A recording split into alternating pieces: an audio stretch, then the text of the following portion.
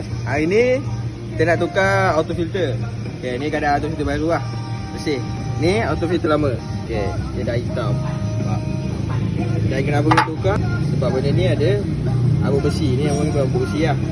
Nanti kita nak cuci. So ni kita bersihkan dulu.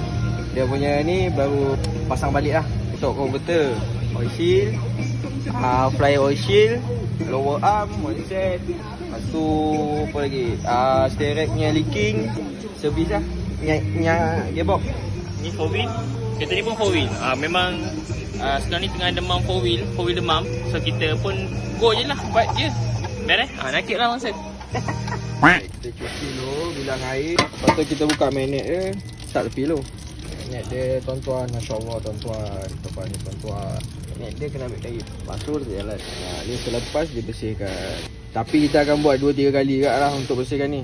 Sebab dia dah terlalu tebal. Tahun lepas ni tanya kenapa tak guna chemical. Saya lah nampak. Pertama kita bilas tu. Dia masih ada lagi. Sebab kena buat 2-3 kali lah. Ni cara mudah lah chemical. Saya bukan kidal je. Tada, dah bersih. Okay, settle. Pasang baru lah. Settle one job untuk ni gearbox je. Banyak lagi job kita ni memang ni.